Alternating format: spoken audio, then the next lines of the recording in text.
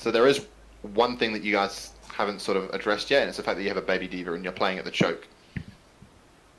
So, how do you say your name? Hobon? Hobo, mate. Hobo. No one ever says mate, it's just Hobo. Ah, okay, Hobo. So you want to basically just be screaming at your team and telling them that you don't have a diva mech because you're missing a lot of sustain right now. Yeah. You're basically taking this fight 5v6. So the optimal play to be making here is, instead of playing it here, you guys need to be about 30 meters back, playing at the back of the point. And that's just to give yourself time to build your mech. Like, playing at the choke is retarded. You just shouldn't be there. If someone dies here, that is literally the reason for it.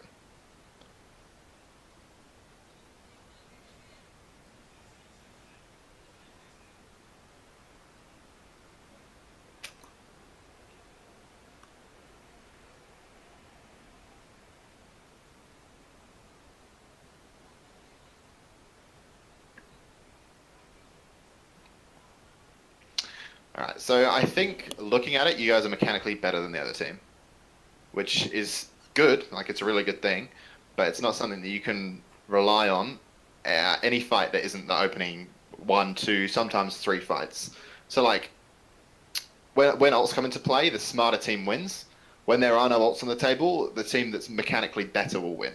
So from this, like, I'm assuming that you guys are, or at least on this map in this particular game, on this particular night, your aim was better than their aim.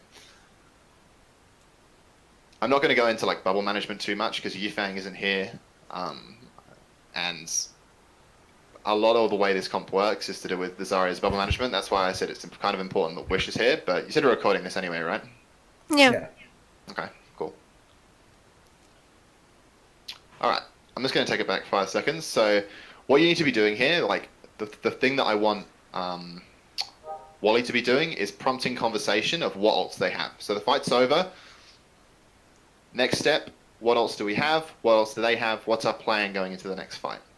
So like, ideally, so the playmaking ults that you guys have, you have the Zarya Grav and you have the Diva Bomb. So that's essentially a free team fight win. So you can decide, do you want to wait and use that, next fight, see if you can get away with just speeding into them with a rally. You catch them out, you've won the first 2 fights, you're probably up on ults, they might not have too much.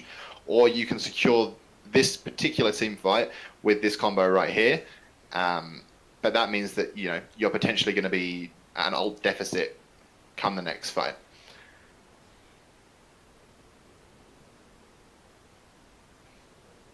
They have 1 ult. So if you're winning team fights and you have these, you can assume roll to roll that they're not going to be at the exact same point as you. So if you guys don't have 6 ults in this situation, they're not going to have 6 ults in this situation. Like, you can usually assume that the Zen will probably have his ult because it charges that quickly, but they definitely don't have 6 ults. So that's something that you will get better at as you go along. But remember, like, when you tab and you see your team's ult charge, if you've been losing fights previously, if you lost the last fight, then their team's going to be up a little bit, roll to roll, on what you have. If you won, then your team is going to be, vice versa, sorry. If you lost, your team is going to be down on ult, roll to roll. If you won, your team is going to be up, roll to roll. That's literally the most easiest way to ult track on Goats v Goats. That's a good start. Who said that question? Hobo, I think. Hobo? Cool. Yeah. Good shit, dude.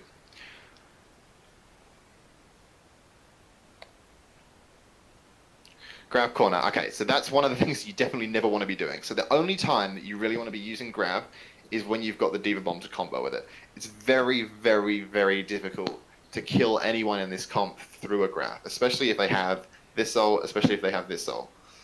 Soundberry you can kind of work around, but Transcendence and Brigol is very difficult to kill shit through, unless you have a Diva Bomb.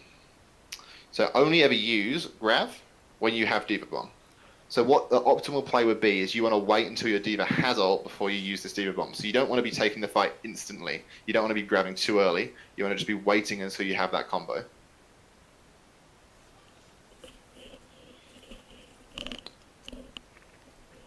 So rally is fine.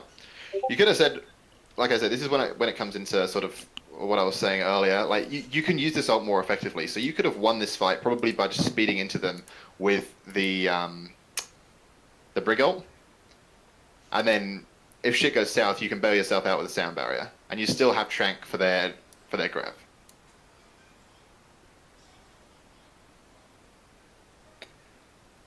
So you grabbed.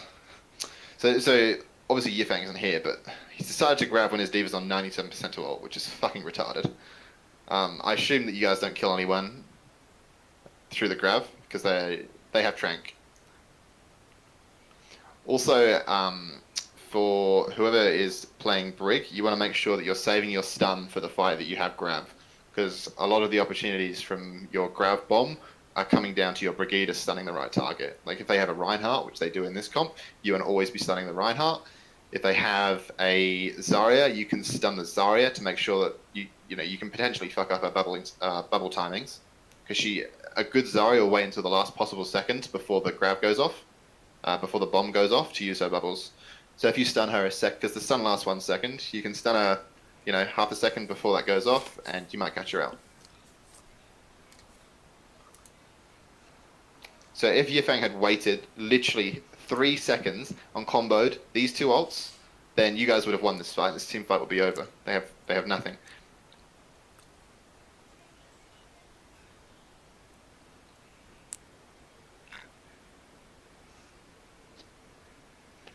Also, one person. So as supports, I touched on this earlier. You guys need to be communicating who is ulting when. So it's something that you guys literally never talk about.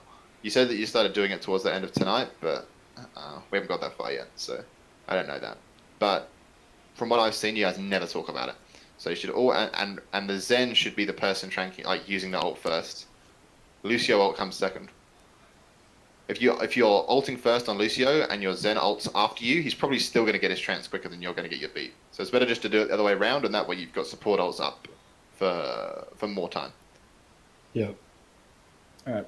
So the bubbles are good here. Not amazing, but what you want to do as a Zarya player, and this is mainly directed at Wishler, is if you know that their Zarya has grab and you're already on, your fucking glow sticks are, just excreting thermal radiation, you're on 100 charge, you can just start saving your bubbles. Even if your energy goes down to about 20, it's fine. It's a worthwhile trade. You're going to get the 100 energy as soon as they use their combo anyway. You want to be saving bubbles. So grab doesn't get anything. So that bubble there is too preemptive. That's a happy trigger finger. You don't want to be ulting right there because, as far as you're aware, actually the div doesn't have ult. Never mind. These guys make the exact same mistake you did. I'm not going to review their play because can't be bothered and they're not here. But they should have really combined these two ults here. I don't know why they didn't. What the fuck did they do? Hang on. Wait, I think they might have. Oh, he got it was late. It was late. So at least they were trying to do the combo. They were going to try and do that combo. You guys just fucked the combo completely. Never use grab unless you have Diva Bomb, unless you really need to use it to secure the team fight, or you know for a fact that they have 0 support ults. Okay? Mm-hmm.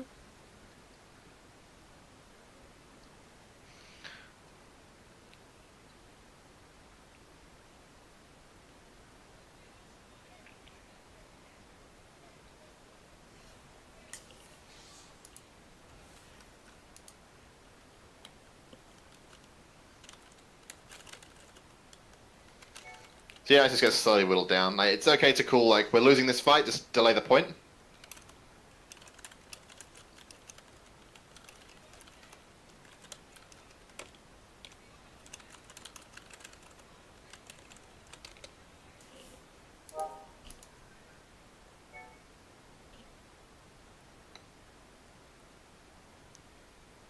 And this is where I should be talking about ults, right? Ult economy. Correct. So you guys have no plans. So you're at the choke and you've not discussed anything. No one has any direction of what they want to do in this fight. I don't even have to watch this fight to know that you're going to lose it. Yeah. No one knows You've said group up. Fantastic. That's common knowledge in Overwatch. You should have a plan of what you want to do. So you don't have like a huge combo to work with. You can go for a stun shatter, or you can go for a graviton surge by itself. But they're probably going to counter it with Trank or beat drop. So as far as you guys are aware, they probably have both support ults. Like Zen's extremely close, but he didn't use Trank last fight for quite a long time, so you can assume that he has that. So your win condition at the moment is basically just hitting a fucking enormous Earth Shatter. And you're not talking about that. So your Brig needs to be communicating with your Reinhardt. We're going for the stun on the Reinhardt and then an Earth Shatter this fight. And then you want to be doing some sort of countdown. So I know a lot of teams do this differently. Sometimes the Rein will do the countdown. Sometimes the Brig will do the countdown. How you guys want to do that, and we're going to tell you how. It's for you guys to sort out. But you need to be having this conversation before the fight breaks out. So at least you're on the same page, semi on the same page. Oh my god. Your Zarya just walks around the flank by herself and just just throws a grab in there without communicating that with the rest of the team. I can only assume that that doesn't go very well. It got eaten. So that's like one of the... So he's not here, but that if Yifang was here, I would be fucking roasting him right now. Because one, he didn't communicate what he was doing. Two, his grab got eaten regardless. There's a lot of ways that you can stop your grab from getting eaten if you actually fucking talk. You can ask your Brig, like asking for resources in this comp is a huge deal. So like as a Zarya player, if you want to go for a grab, you can say, Brig, I'm going to go for a grab this fight. Can you stun the D.Va so she doesn't eat it? The D.Va player can do a countdown, say when she's stunning the D.Va, and then you can go for a grab and you don't need to worry about it getting eaten. There's no communication here. He just literally just goes for a solo frank and gets his grab eaten. Super retarded. But yeah, I digress. Calling for resources. So you can do that as any player in the team can call for resources. Like I say, a prime example, Azaria calling to the Brig, give me resources, stun the D.Va, so I can get this big grab out. Reinhardt, he can call for resources. He can say, Brig, I want you to stun my target. I want you to stun the Reinhardt. That way I can go for a huge shatter.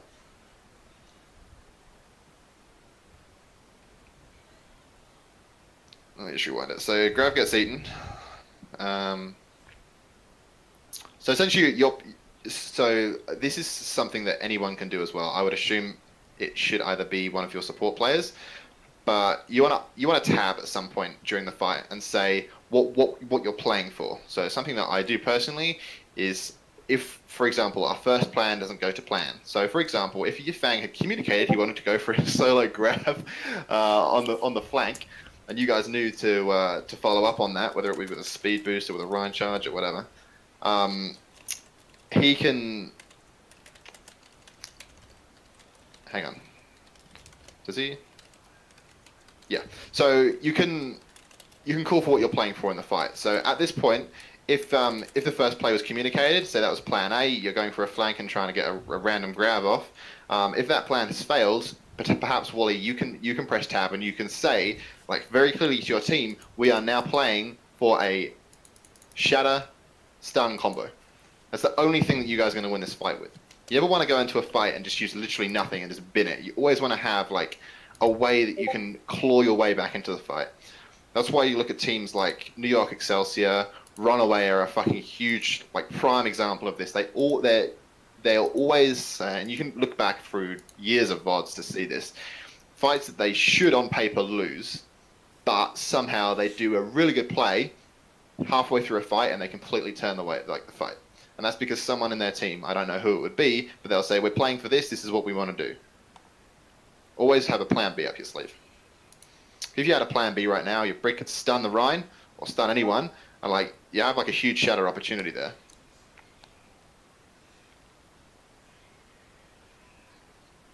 Cool. That's good. You're calling that you almost have beat. That's fine.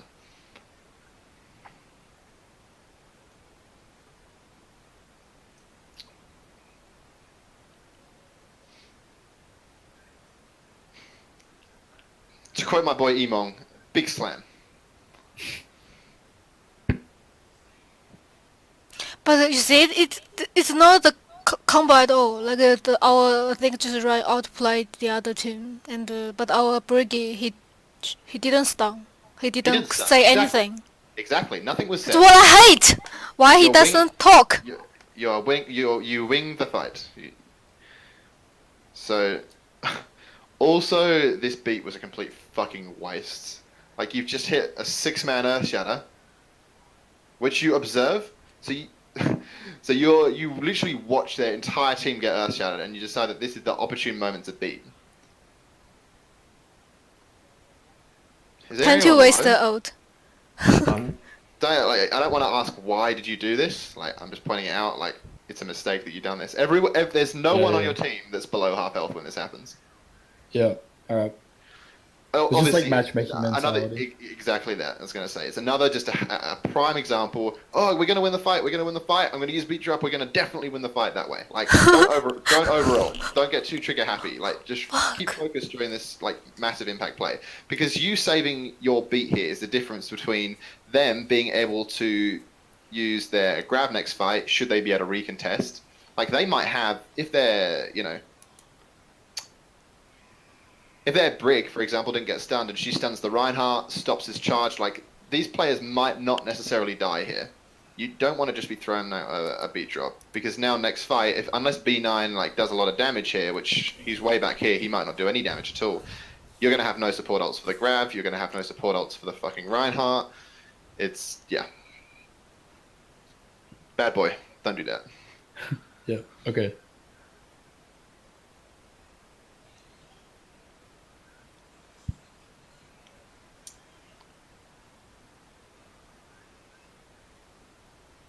That's good. So one of the things that I have also noticed, and this is actually a really big issue, another one of like the biggest issues, is there's no decisive calling. So what I mean by that is that the wording that a lot of you guys seem to go with is extremely unclear. And it's basically just because the words that you're using don't make your decisions very, cut and dry. So you say, oh, we can push the Zarya. Whereas a good Lucio player will say, I'm pushing the Zarya, we're pushing the Zarya, I'm speeding onto the Zarya. Like, clear-cut decision-making. A lot of what you guys say is just open-ended questions, rhetorical questions. Just no one says, we are doing this. Let's do this. Go forward. It's always, oh, we can do this. Oh, I have beat. Oh, we can do this. There's no definitive plans still. We can push her. So in this situation, just literally all you have to do is just change the way that you word the sentence. Just say, Zarya's underneath us, push her now. We are speeding onto her. Whole team ends up doing it regardless. I'm assuming you kill her. Just make sure that the way that you, whenever you're using speed, don't word your sentence as a question. Always, you're demanding your team to do this. If they don't do it, that's bad synergy on your team's part. Yeah. Right. As a Lucio player, never ask questions unless it's halfway through at the end of a team fight and you're asking what ults do they have. You are the definitive heart and soul of your team in the aspect that they are looking to you to direct them and move them from point A to point B. If you're just asking questions, no one on the team has an ability that can literally speed 6 players to wherever they want to go faster than any character in the game. Like, you are the person who makes the final say. You need to be more assertive. More That's what confident. I'm trying to say. Yeah. Okay. Yeah.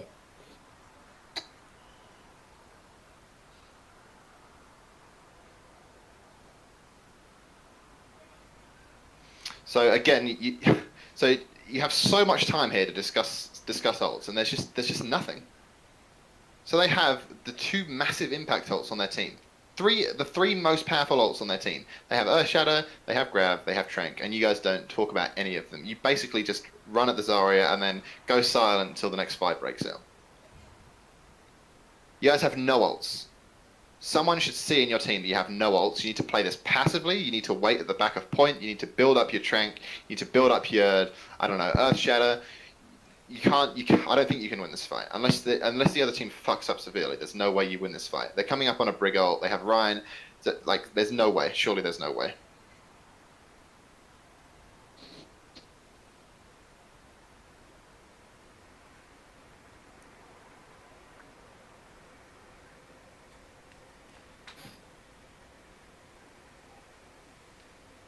Definitely not winnable. All right. So if you had realized sooner we're down on ults, we need to play passively. You guys don't get caught out here. The longer a fight goes on, the more likely the other team is to make mistakes. When the other team makes mistakes, you can, what's the word? Capitalize. That's the word I'm looking for. Capitalize. You can capitalize on mistakes. So when you're down on ults like this, you want to be making this fight last as long as possible. And that's to try and make them make more mistakes, gives you more opportunity to capitalize, gives you more time to build up your own ults, and then you can take a more even matchup. So you want to be playing on the back of point here. You don't want to be, do not want to be playing forward.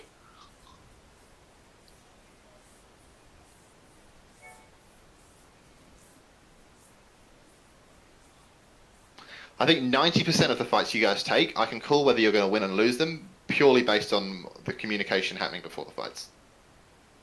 Because no communication. There's not no communication, there's just very little. And I think that even teams that are worse than you guys have better communication. I feel like you guys are literally getting by right now as a team because your aim is better than the people that you're playing.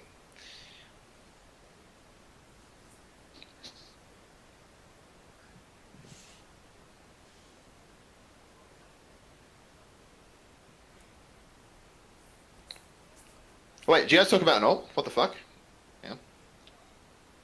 Yeah, we called for the Shadow Bomb combo. Huge. It's not an amazing combo, but at least you've talked about something. That's the first time you've talked about something all map. That's the first time you've had a plan. Holy shit.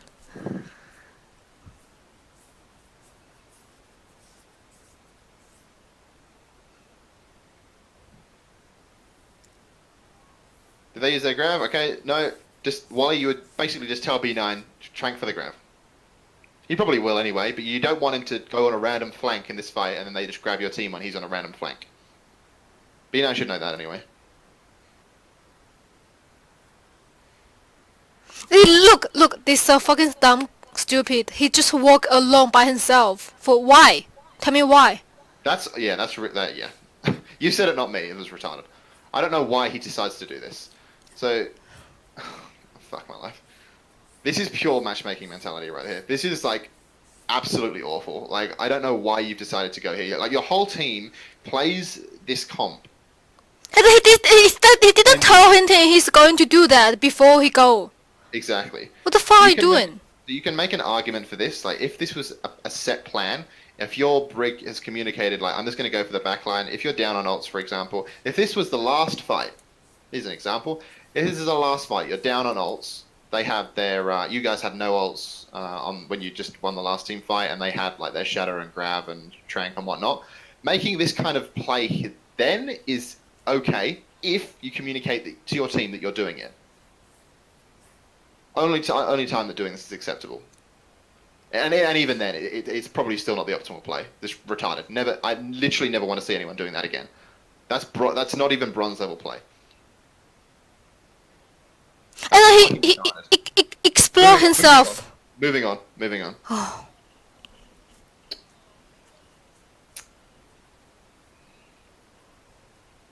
So doing that will literally lose you not just team fights, but it will lose you entire maps, essentially. Because now, not only have you died and thrown the fight, this is mainly directed at Whistler, they've now gone on and farmed the rest of your team 5v6, and they're going to come into the next fight with like a lot more ultimate advantage than they really should have. Everything has knock-on effects on this game. One mistake can lead to really big problems for your team moving into the next couple of team fights.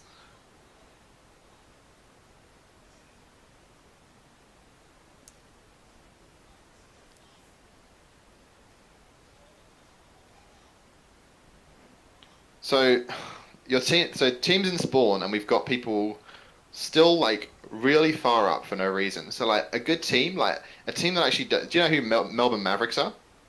Yes. You watch Contenders?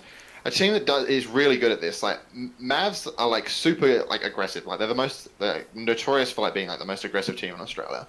Sometimes it works well for them. Sometimes it doesn't work well for them. But Mavs, they have a thing where they will literally hold super far forward, so they might be holding here, and at this point here, when they see someone doing this, they will literally not only speed past you, they will speed past you, they will go all the way in to your spawn.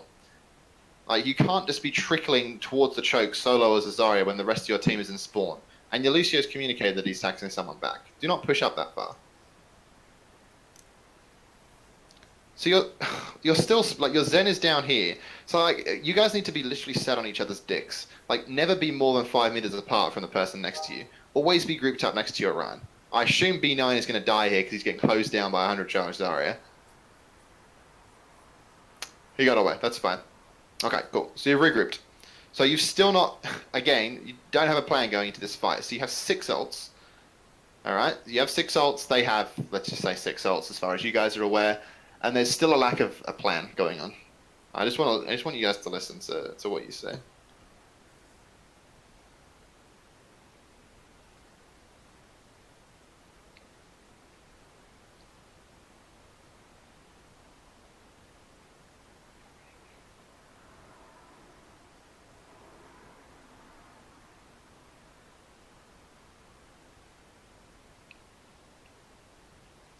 No plans at all. Again, serious fucking problem for you guys.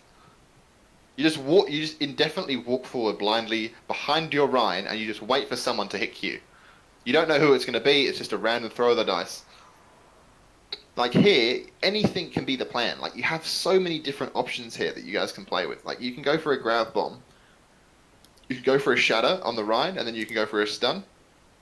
I can't even get to the next step with this kind of play, because any team in open div or lower is making some sort of plans at this stage, but from you guys there's just nothing. Like, if you guys were at least saying, oh, let's go for a grab bomb combo this fight, okay, so your team are at this point here and everyone's on the same page, you're going to try and make a grab bomb play. Alright, so if you made this grab bomb play right now, at least in this VOD review, I'll be able to say, alright, cool, you guys had a plan, you went for a grab bomb, but you used it before the Zarya had used both of her bubbles. But there's just nothing to go off of, because you guys just blindly walk in there and just die. The only person who even communicates that they have ult is Wally, and that's the most useless fucking information in the game regardless, because all that your team needs to do is press tab to know that you have that. Oh, when we grab, did we grab at the same time they grab us? Yeah, we did. We did grab. I've grilled you guys for 30 minutes over one point on fucking Oasis. I kind of want to just get on to the next point now. But you guys, I've basically just reiterated the same point over and over again. But you guys, your team playing fucking sucks. Like, it's probably, I do enjoy going and doing like VOD reviews for weaker teams, helping people improve and whatnot. I have a lot of time for it, just because I enjoy seeing other players improve. But to be honest, this is probably the weakest team that I've ever done this for in regards of communication. And that's not even close to the second worst team at doing that.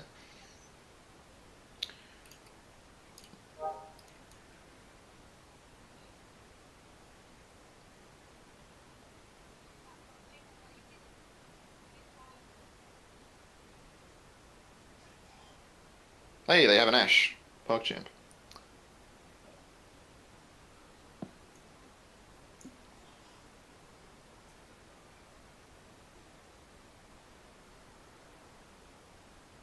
So, like, this poke phase right here, Wally, this is where you can sort of implement what I told you earlier. Like, this is that assertive shot calling. So you're just saying, okay, we're going to speed into their halls in 5 seconds. Yeah. Okay. Or we're gonna play for point unlock, and then we're gonna engage. Just every team fight give your team direction of what you want them to do. Yeah. Okay. Because you'd be surprised with even if what SR are you out of curiosity? 4K. Okay. Bit lower. So out of even if what you're telling your team to do is actually not even the correct play, if everyone on your team is on the same page with that play, you can still actually make it work. Yeah. Okay. Especially against these retards.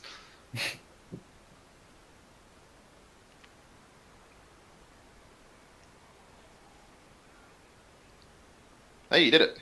Huge. Your team kind of just natively walked forward without you asking them to and you basically just made the call at the end. Like, if you made that call a little bit earlier, like, I would have given you like 5-star fucking performance, dude. You would have just like carried the team fight with like one sentence.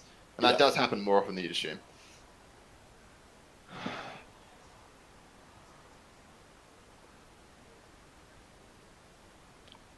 Whose voice is that? When you so wait, so one thing that so Wally I think talks more than every other person on this team put together. Wait, and are you then talking about the call to speed on Ash?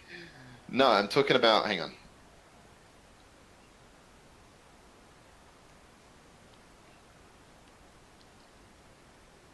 Like who's saying focus brig there? That was me. Val or Wally? Yeah, one of those two. What I've noticed is Wally seems to talk more than everyone else on the team, put together and then times by 5, which is not good. One thing, again, I'm just talking to Wally here. It's just something that I've noticed as well. It's like don't shot call on Lucio as far as target. Like don't target call on Lucio. Shot calling and target calling are two different things. Like you can call the shots, you can make the plays, you can tell your team where to go. But in the midst of a team fight, I know this is the end of the team fight. You've already killed everyone. Just don't call targets at all. Yeah. You're banned from doing that on Lucio. Okay. Hunter does that a lot, and he gets grilled every time he does it. Yeah. You do like 20 damage, like in every 20 seconds. No point in doing it. All right. So bearing in mind I've not watched the VOD, I'm just going to see if you guys actually make plans and how long it takes you guys to make your plan. Again, you won the opening team fight. You guys always seem to win opening team fights, which is good because, like I say, it means that you guys can actually get to the point where you can be a contenders team because it means that you have good aim and you click on people well. And when when both teams are in the same boat, when there's no ults in play, you guys are the better team. It's good.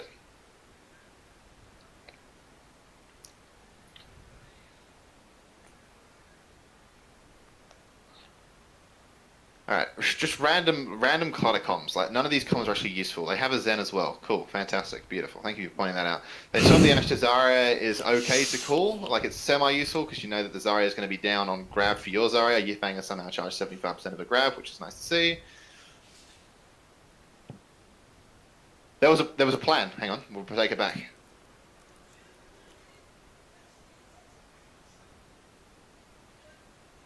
Okay, the plan isn't very good, but there's something there that we can go off She of, which uses is her huge. stun. So, alright, so what I said earlier, let's just sort of go back to basis with these two comps. So always just try and assume that the other team is coming into the to the fight with 6 ults. So if you can't plan around what ults they have, you can plan on what abilities they have. So saying stuff like this is really good. If their Break uses stun, we can do this. If their Diva uses shift, we can do this. If the biggest one is if their Zarya uses her bubbles, we can do this. All right, so you can make a plan, especially if the Zarya on the other team isn't a good player. You can definitely make plans around that.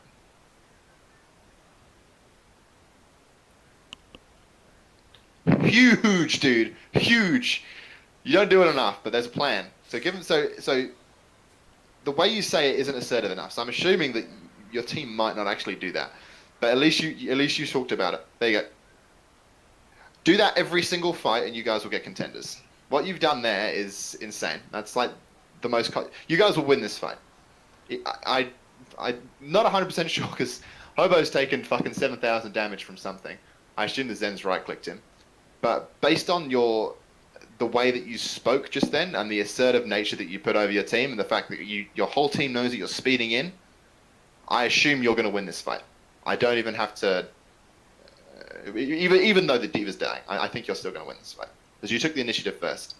If you're speeding into them, then you're normally going to win the fight. If they're speeding into you first, they're usually going to win the fight. Whatever team takes initiative first is in the driver's seat, essentially. Yeah, fucking hate to see it, don't you? You really do hate to see it. So again, that's another thing that I don't know if you guys are writing anything down. Please, oh please, oh please, even if B9 doesn't speak that great English, I'm sure he can learn, Trank first. B9, you there? Yes. Yes? Bad He Trank? told me, he said if I asked him before, he said he normally always use trans first. Okay, B9, yeah? Yes. Double support ult, big babo. Not good. I know. My bad. That's my bad. Okay. I That one. try to save Diva, but ping is high. Yes, understandable. Yeah, I know. I scream Korean as well. It's high. It's hard. At start a fight, just say I ult first, I trank first. Every fight. Okay. Every fight, you say I trank first or Wally beat first. You got to say it. Okay. Okay. Okay.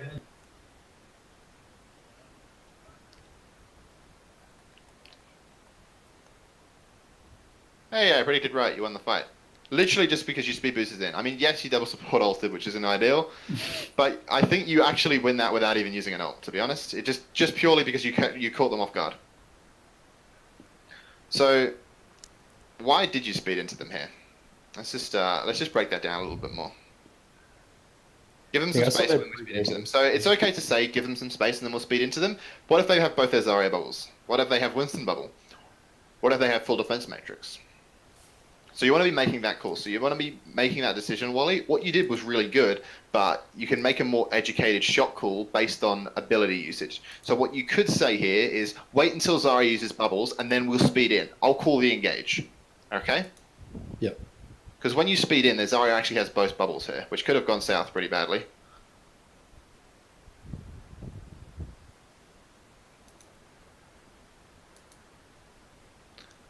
A horrific overall because you guys didn't communicate what ults you wanted to use.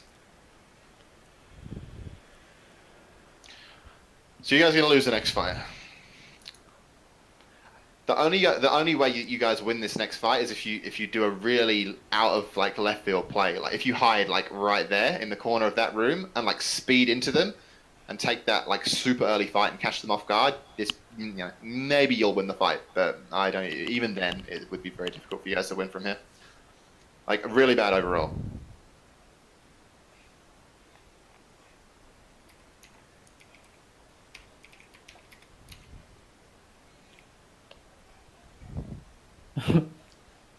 So it's good that you're making calls. Like it's good. Like someone fucking has to do it. But like I say, just make that call more educated. Not just give them space, and then we'll speed at them. Because like, your Winston's idea of how much space they have might be different to your D.Va's idea of how much space you have. Bearing in mind, because fucking Hobo's staring at a wall right now. Like everyone needs to be on the same page. Be like, okay, we'll wait till the Zarya. I want you guys to just do this. Make plays around Zarya bubbles from now on. You'll see the improvement that it makes in your game. Like across the board, goes v goes. Every play that you make goes around that, how the Zarya is using her bubbles and how you want your Zarya to use hers. Wait.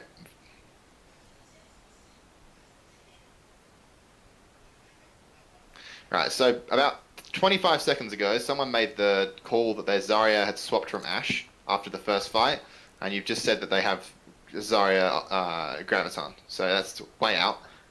You are correct with the D.Va self-destruct, but you need to remember the Zarya switched late. Like she's not going to have her ult just yet.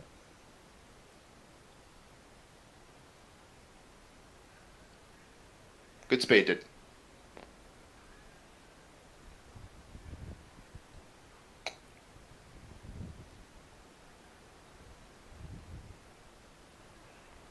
People are just too split here.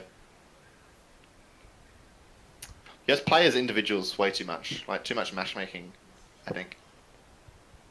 Just look at how split you guys are here. Like, bearing in mind what comp you're playing, like, you should always be together. Like, look how fucking... You guys just all run off in different directions. There's a correlation between when you guys die and when you guys split off. Alright? So you're all together, you're all good, and then you start splitting off. Wally will rise into a fucking D.Va bomb.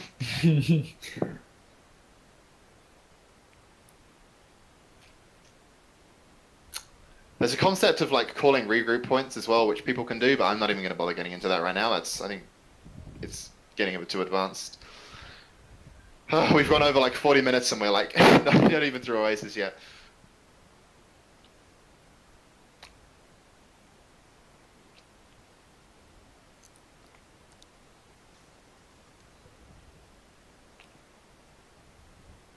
We're rally, they don't have trank. Alright, someone call a plan. Someone make a plan. What are we doing? So you guys, at the moment, you're always, with the Winston comp especially, you're always playing for this combo. Always. When you have a Rhine, you can work around the stun shatter combo. Otherwise, only use D.Va bomb when you have Grav. Only use Grav when you have D.Va bomb. Remember that, write it down. Don't use them separately. So if I see fucking Hobo throw a Diva Bomb out here, I'm actually gonna leave the fucking Discord chat. Oh my god. I think he's gonna throw right now.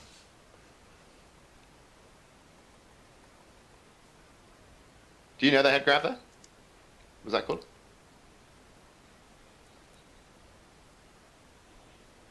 No bubble is useful information.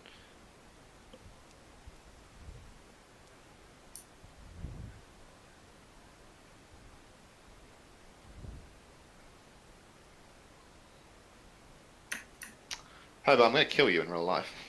I wanted to bomb to remake to get back in the fight because I thought like maybe we could win it back. Did you get D-Max? Yeah, I got demacked from the grab because I got cut off. Like the monkey bubble was over me, so I didn't get the trans. Oh, button. yeah. I was outside the Big brain bubble. Big brand play from Frosty Heart. Okay, I'll let you off. Your life is spared tonight. But you know what I mean, right? Yeah, keep that in the back. Keep that in the back of your mind.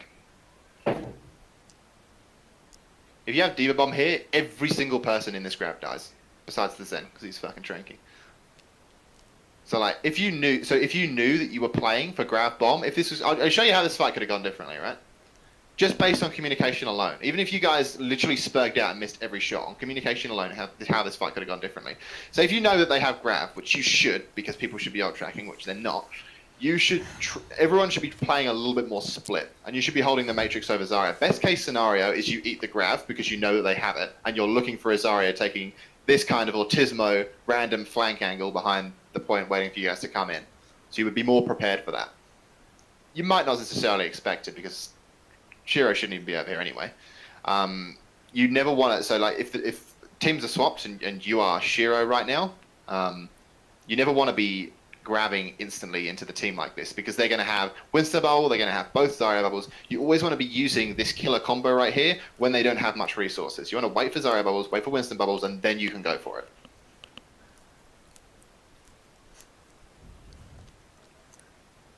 All right. So, for example, if you're not caught in this this grab right here, or you eat it, you're still 6v6 at this point. Then you've got your combo. Yifang unmutes his mic and communicates that he's actually going to use his fucking grab. You get 6 people in it. Wishler, because you know that you're playing for this combo right here, he saved his stun. The only hero that you need to stun right here is the Brig. She's the only character with a shield. You want to be stunning whatever character has a shield. Reinhardt, Brig, pick and choose which one. Reinhardt's better, but they don't have a Reinhardt, so you don't need to worry about that. If all else fails, stun the Zarya, try and fuck up her bubble timing like I mentioned earlier. So if you have bomb in this scenario, literally everyone dies. You've lost Valhalla, so it's size 6v5 at this point. But at this point right here, it goes from a 6v5 to a 2v5. Like, you've won the fight off of that. And that's how I mentioned, like, teams like Runaway, like, purely based on communication, like, the best teams, the best Korean teams will always manage to find ways back into fights. Because there is always ways back into fights. And what else is a good call? Even though we have none. We'll brush over that. B9 is Jonak, dude. I'm convinced of it. He gets a good frag there on the Zarya.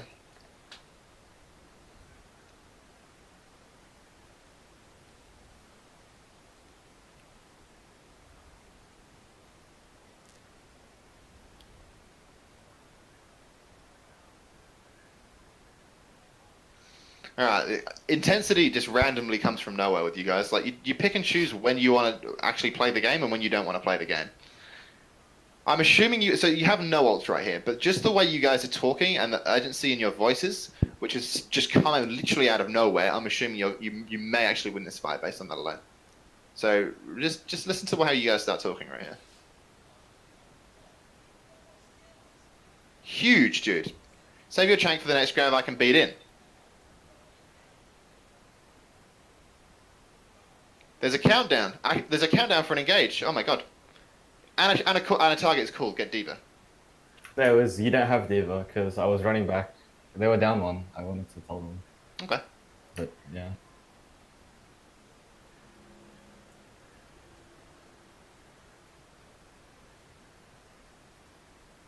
You're talking. Where's this urgency come from, guys? Like, you can't you can't play the game like this in one team fight, and then the next team fight you just don't say anything. Like, it has to be consistent. Because it's like I've now successfully been able to predict the way that fights will go purely based on communication. Like, if you look at ults, like, you shouldn't, like, yes, you killed fucking Shira because you overextended like a retard, but ult-wise, you have no business winning this fight. Purely based on the way you guys are talking right here, like, it's pretty clear that you guys can win. Because, like I say, you're mechanically good players, and with like giving each other direction, you know, you can go far, but you can't just suddenly decide, like, you can't flip the switch of just going, all right, we want to communicate and we want to win this team fight, and then the next one you just fucking walk in blindly and say nothing. I think it's also because some players' personalities, like they just not a talkative person. They Not a talkative person, well, that's fine. Like, you can get around that, but like, do you want to like improve as a player and improve as a team, or do you not want to improve at all? they want, but they can't. It's like a I disagree with that. There are plenty of very quiet players in this region that are good at their roles. Like, you take players like Kura, Bertlog, main support players that don't talk a lot. But when Because- they do talk, it's important information. Like, the quietest, weirdest people in real life that you'll ever meet, but at least what they say in the game is useful information. Like, there's literally no excuse. Don't use that as an excuse.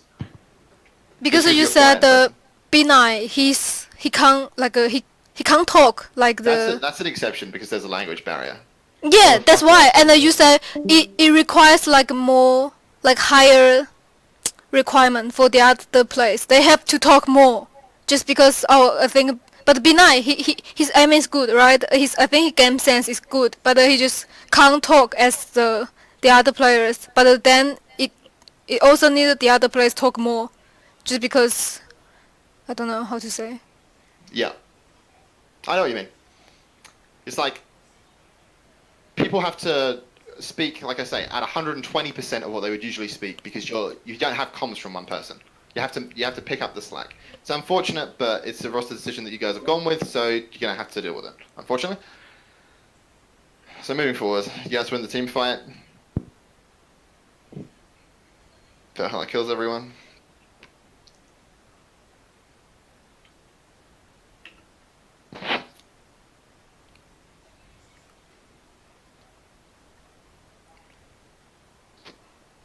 Who said that? Who said call when the walls are down? Alright, that needs to be a call that's made at the start of every fight. Also, a call that needs to be called at every fight. What ults do they have? What ults are we using? Again, hasn't been discussed.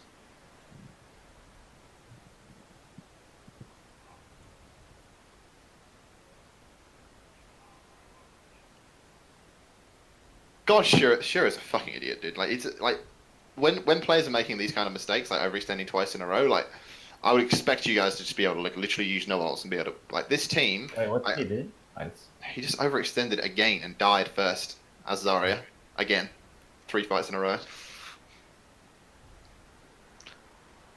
Lovely guy, but my god. Alright, so I don't really think we have, like, it's getting pretty late. I don't know if any of you guys are in NZ, but I'm happy to stick around. I have literally nothing better to do with my life. I can do a different map if you want, or I can go over the next thing that you guys do on Oasis, whether university or... Okay. It's up to you. Do you guys want me to stop there, or do you want me to do another map, or... I'm happy to do whatever. I don't mind. As long as you guys feel like you're actually getting something from this, because I don't want to just sort of talk incessantly for another, half an hour, and you guys are just sort of falling asleep. Yeah, no, I'm learning a lot, and I've got same. lots of time as well, but it's up to you. Like, I don't mind sticking around. I'm learning a lot, and I don't have anything. I'm on holidays, etc. Right? Yeah. Yeah. But I if know. it's late for you and you got to do shit, it's fine. No. I don't work weekends, so it's fine. I'm a 9 till 5 working man. I have all the time in the world. And I had a nap earlier as well, so feel pretty good. So yeah, I'm happy to like go over a different map. Is there any map that you guys got fucking decimated on by these guys tonight? Yeah. King's Row. Yeah, King's Row. Alrighty. DMs leak. Alright, where? Kings Row. When did you? Blizzard World as well. We got fucked, I think, right? Blizzard no. World, I've not. Blizzard World hasn't actually been in Contenders map pool, so like the insight that I can provide to you guys on Blizzard World probably isn't the best. I don't think we played Blizzard World. We played. Yeah, We We did. just didn't get even first point. Wow. you got held Oh, first point. yeah. That's feels bad. That's why you can't remember. Yeah, it was quick. Probably repressed it from your memory. Don't want to remember Alright. that. So you guys have done this. So I watched a VOD earlier for you guys, and you guys were deciding to play Winston on Kings Row. Never fucking do this again. Always play Reinhardt on Kings Row. There is literally no reason to play Winston on this map. Like, what high ground are you contesting? You're contesting this one window But if right they there. play like treetops though, is that like an exception? Like they play the Yeah, Arista- yes and no, because You can sit under them and break. like they're not playing like treetop comp, so I Yeah, can't really. I'm just say saying much. as like a theoretical. What if they ran double sniper? Or is that not a Yeah, thing? so that's what you guys want to do. So on maps like Kings Row, you want to start with a Rhine, assume that they're running something that looks like this because it's fucking 2018 Overwatch and everyone plays goats everywhere. You want to play Reinhardt because everywhere on this map, like Reinhardt shields will just take up the entire choke. Like moving forward, like there's literally nowhere that the Reinhardt shield can't protect, and there's no high ground for a Winston to really challenge. Also, Earth Shadows on this map, like the conversion rate of Earth Shadows on Kings Row against any other map is like 500%, something stupid. So you want to have a Ryan just for that reason alone, especially on attack. Why you want Attack? to Reinhardt on attack more than defense? Again, it's a little bit more kind of in depth, but basically just gives you more win conditions. So one term that I don't think you guys probably would have come across very much is win conditions. It's a term that a lot of coaches will use as you get kind of higher up, like towards open div and contenders. So what I've always worked with the principle of that there should always be a win condition for your fight. It's basically just an easy way of what I've been talking about like earlier. Like you want to have a win condition that everyone is on the same page of a scenario that will optimally happen for you guys to secure the point or secure the fight. So like a win condition could be as simple as speed boosting onto a brig that's discorded and one-shotting her. That could be a win condition. A win condition could be obviously grab bomb.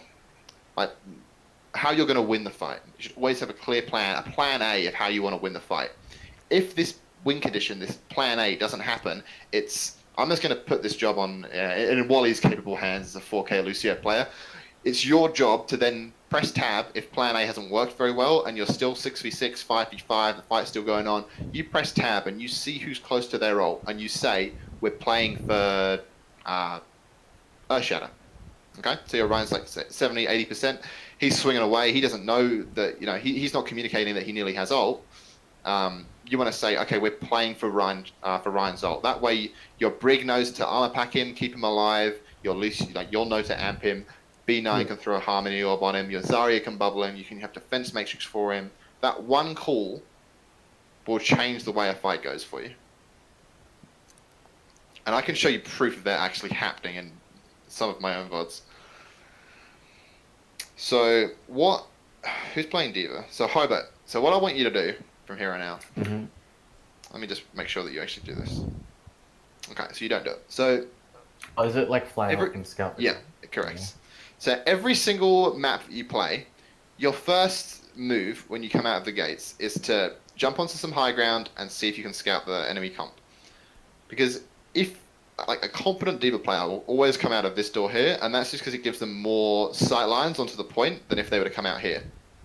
So from now on, whenever you play Kings Row, you come out of this door here, you fly straight up in this direction, so it lets you see all the way across the point. If you can't see anything, you A, assume that they're playing some sort of super hard dive with a Doomfist and a Sombra, or they're hiding around the fucking corner here with a Goat's Comp waiting to speed into you, or they have like a May or something.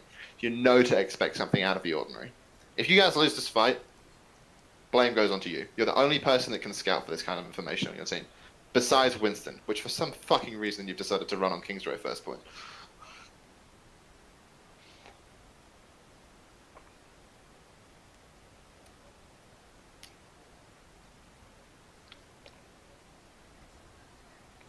So like I've not really touched much like on yourself, Hobo, but make sure that you're scouting a lot more than you are. So Okay. I mentioned earlier, like you guys as a team should literally be standing on each other's dicks, which is true for the most part. But you need to be out in front of the team way more often than you are, telling your team where the enemy is, especially like I say at the start of every fight. Yep. Do more scouting. Cool.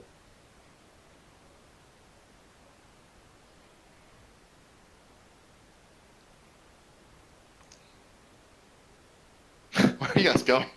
Where's B9 off to, dude? He's trying to cap second point. Alright. Got fucked there by an early engage. Wait, hang on. Am I watching the wrong team? Yeah, we No, are on this is, defense. this is Fuck. Yeah, I was wondering right at the start. I was just like, yeah, he's explaining about like attack, but I was like, why wouldn't you just do that when they're attacking? Like, I was a little bit confused. Fuck, you guys swapped colours. Alright, never mind.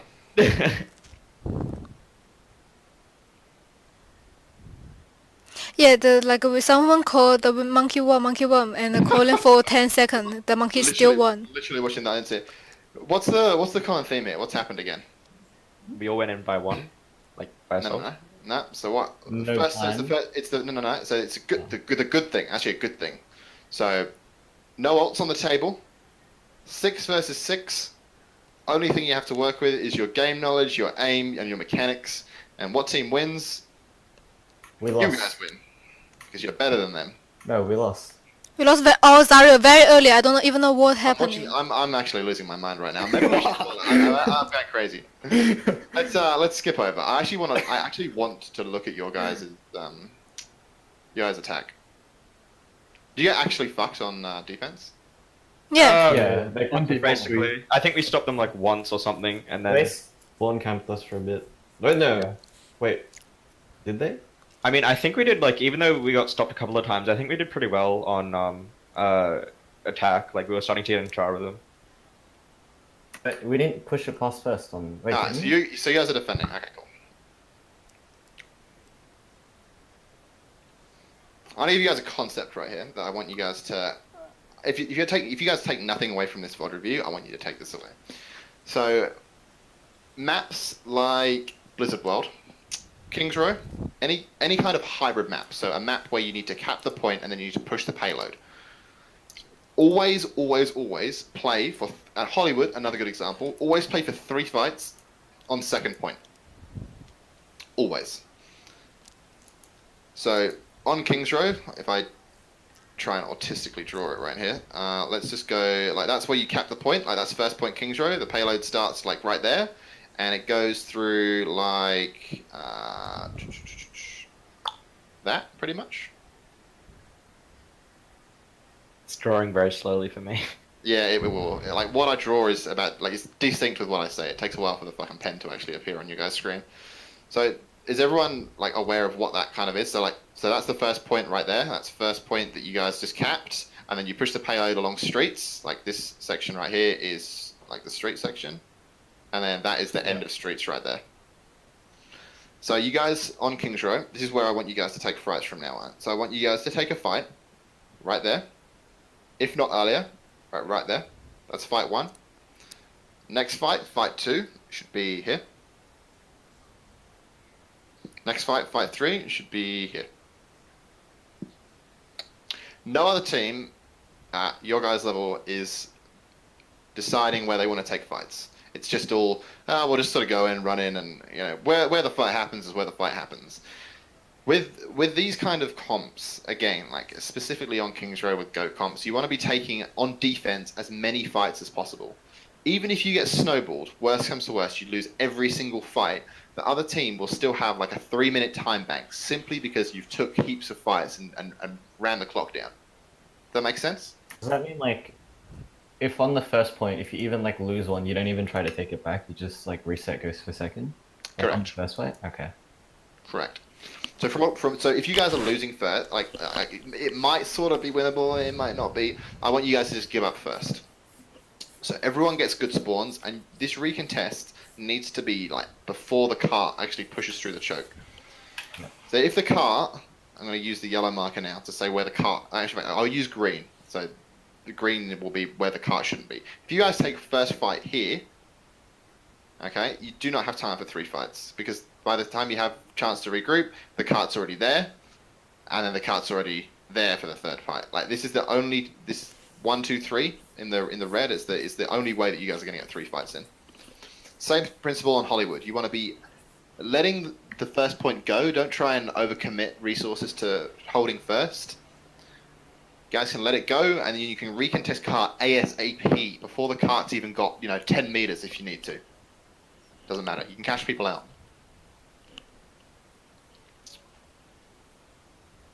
So you're trickling here. Alright, so you've got 6 people. So the optimal play is to literally speed to the payload right now and fight on the payload. So as tank players, specifically, your job on hybrid and payload is to make sure that the fight, when you're on defense specifically, right, you want to make sure that you're taking fights on the payload. There would be no point for you guys to fight around this area right here because payload's still moving. Your objective as defenders, run down the clock, fight on payload, stop the payload from moving. Like I say, even if you're losing these fights, you're still essentially getting some sort of, moral victory, if you like, from it. At least you're getting some time off them.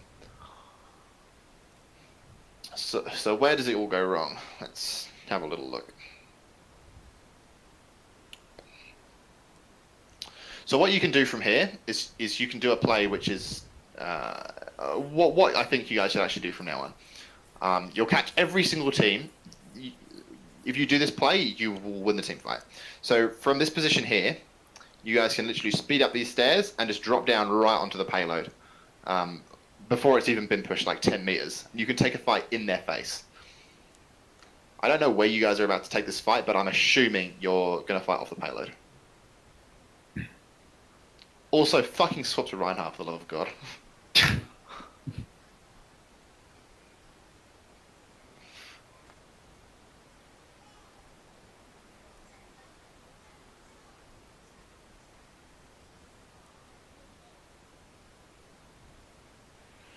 A lot of, again, so another example of not being, like, no one's making this decision. Everyone's asking questions and open-ended, like, statements and shit. There's no concrete, let's do this. Everyone's just saying, oh, we can do this. Oh, cool, yeah, nice idea, dude. We can do this as well. And everyone's just like, no one knows exactly what they're doing.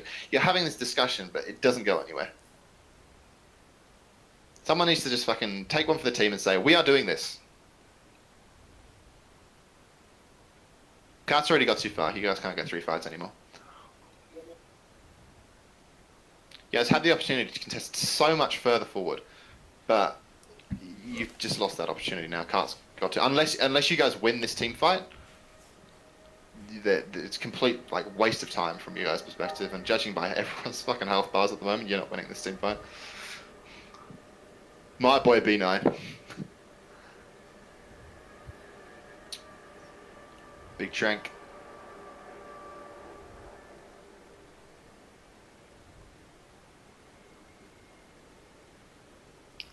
Spit us out? Okay. Well, you want to die on cart more.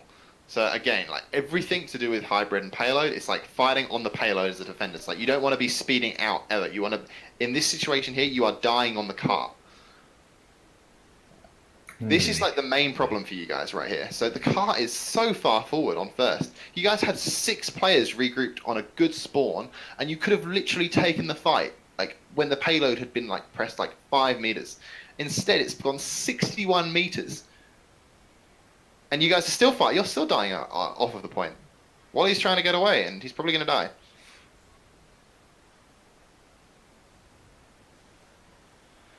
Really bad. Like really, really bad play. Yeah, sometimes I just die, just fucking reset, fully reset. Why you? Not reset, just die on the fucking point. Because now, like, your diva's staggered as well. Like, it's just one problem snowballing into another problem. Die on the cart, stop the payload from moving. It's the only objective in King's Row. Like, once first point is gone, just fight on the cart. Get 3 fights on second. Get two fights on third, and no one can ask any more of you. You guys can be the worst players in the world.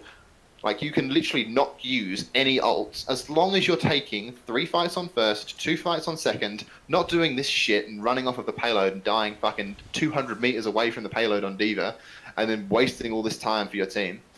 Like, if you're taking fights where they should be taken, you guys will make sure that they always finish King's Row with under 4 minutes left.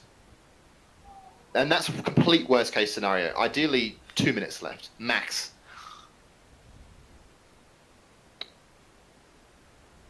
Do you run off the map here? You don't run off the map. Alright, when you're D-Max on Diva, I want you to take it off the map.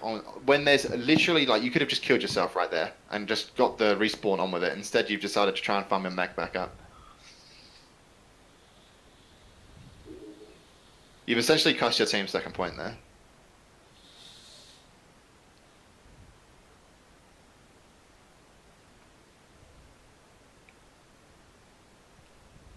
You guys had one fight on fucking second point King's Row. I've never seen that before. You Because they understand just how don't want to important that is? die. They just don't want to die. They just want to. I think they just play like solo kill. This did not happen only this scrim, like before as well. I don't know why they just want to. Oh, let's. You're like half of your team already dead, and then you don't want to die. Why? You just want to Why? stagger Because yourself. Because no one's done a VOD review and told your team to do this. No, I told like every time. I just say why? Just die. Just die. Have you drawn No. a diagram of King's Row first and told them where to contest on each point? No, but I mean, if you see half of your team already die around the payload, like you just okay, let's just keep moving back. What's the point? It's I mean, you alright, still you might die as not- well. You've got to train yourself to make these kind of decisions. So even though I've just spent the last 30 seconds flaming hobo, it's instinct to run. Like when you've lost the fight, when you're low on health, you want to run away. You want to try and get out. Like I know 100%. Like I've played Overwatch for 2 years. I know exactly why you did what you did, but you need to train yourself not to make these kind of instinctive decisions because, as you've just seen, it cost your team so much. Like if you'd have died on cart, you could have got a second fight. So it's something that you know, don't be like too angry at your team, Echo, for like making these kind of mistakes because like they don't know any better. Like they're not obviously like fucking brain dead retards, but no one specifically told them in an easy to understand format like why you need to do this. Like Echo will never make this like mistake again. Not Echo, Hobo. Like if a fight is lost as a Diva player, you are dying on the objective at all times. You never run away from the objective as Diva. You're the tankiest hero in the game. You can stall for your team. You're dying on point. Do not stagger yourself. Always make sure you are on the objective as Diva. Write it down, play the objective, and you can't go wrong.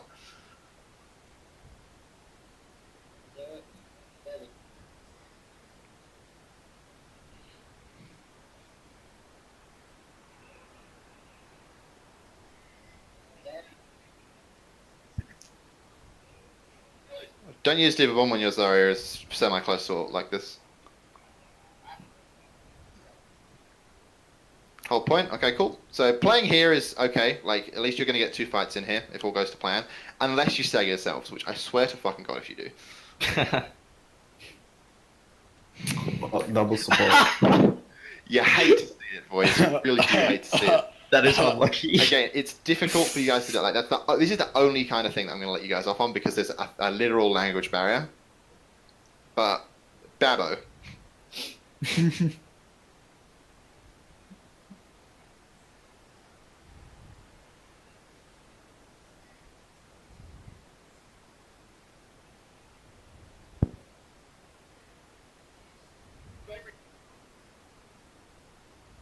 What's the prig lie? I think I saw someone else. That's That's a fucking outright lie. that is unlucky. I don't know why. I You have actually lied. I have no idea why I called that. No, so Sorry. when you're making these kind of kids, alright. So like it happens. You've obviously I would say you've seen someone else lie, but there is no one lie. Let's move on from that fucking. Yeah, state. let's So, just like, forget about making like useful calls. Like so, no calls that you guys make mid team fight are useful. There's no like assertive decision making going on. Like it's just random information. Like just listen to the information.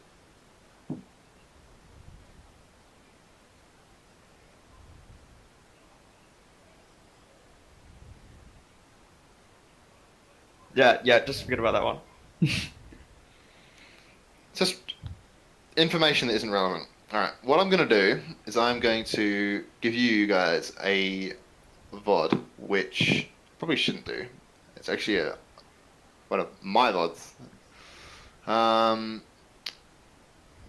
I'm only going to show you a little bit of it, but I want to show you the difference in communication, just in case you guys have never actually like. Because well, I assume none of you guys would have played on like a team that has like really good communication, or like with like top tier Australian players. I wanted to show you guys the gulf in difference between like not just the communicate, like the quality of conversations, like that are going on between fights. I'm just gonna pull up a fucking random VOD.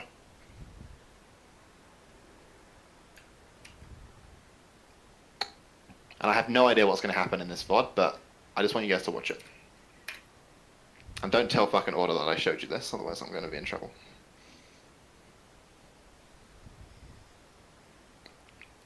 Turn volume up as well.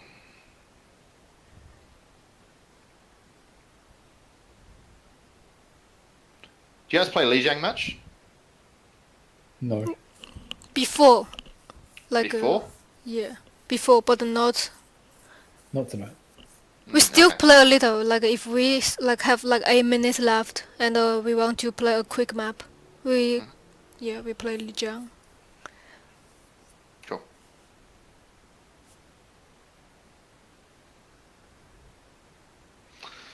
Okay, so just I'm gonna like when I see like a huge difference in like the communication that we had. So this was like one of our first like nights together scrimming as well. Like this VOD here. This is like this is a VOD from like 2 weeks ago. In fact, I think about 3 weeks. What's the date on here? What? About 2 weeks ago.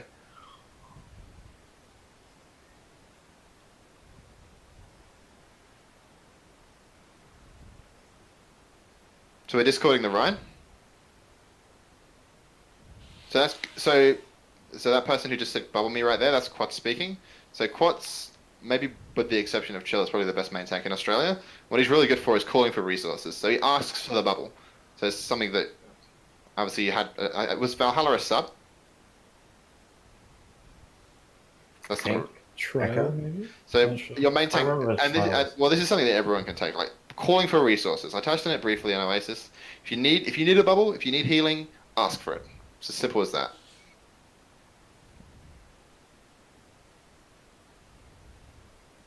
Okay, I can speed you onto the run. Run's low. Cool.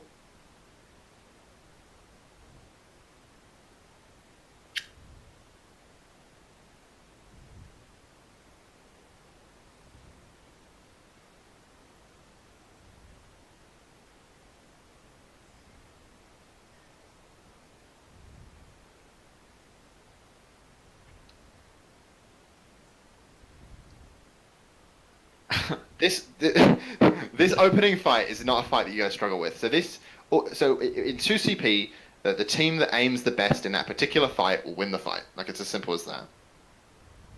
Communication is important in the opening fight of not 2CP of Koth. Sorry. Communication is important, but it is all right. Hang on, I'm trying to listen to comms while I'm talking. This isn't working. One thing that Anta just said: Trank first. Something that you guys have never said whatsoever. It's not in your vocabulary, quite literally, actually. But make sure that you guys create a system. If you're playing with B9, you need to have a system of where he knows to Trank first at all times, but not all times.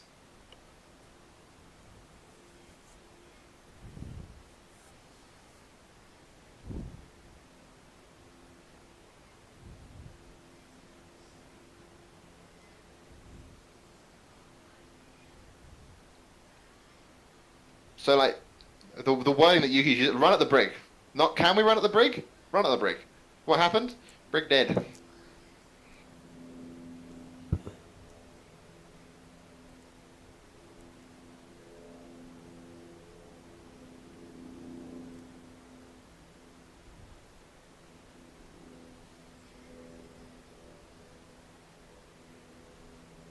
You see how much like planning and discussion of ults there is?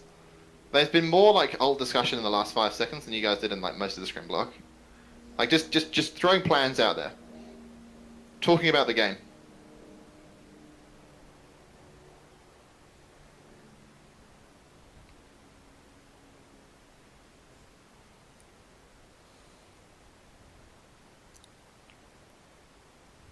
We had a plan, we executed the plan. See you later.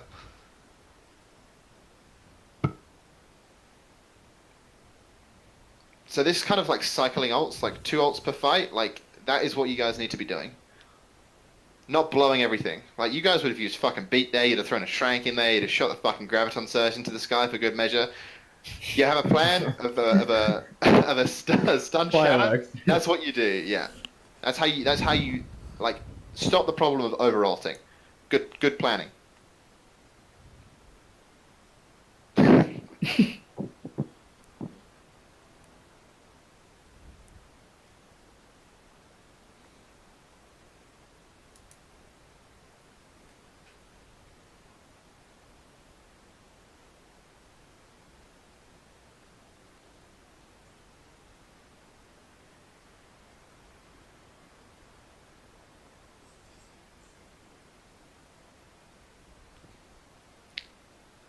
Quad ends up just fucking killing everyone with an Earth Shatter, so...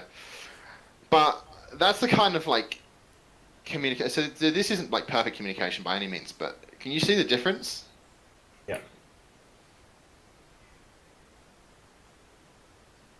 Yeah, there's a really clear difference.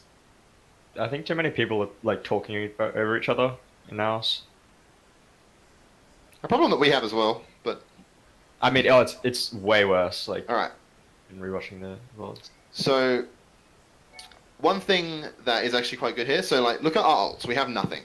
Unter presses tab, and he knows that we have nothing. So, what did I mention earlier on Oasis? Like, does anyone remember what I mentioned, like, what to do when... Back. you- Play slow, play slow. Play slow, exactly that. Passive. So listen to what Unter says.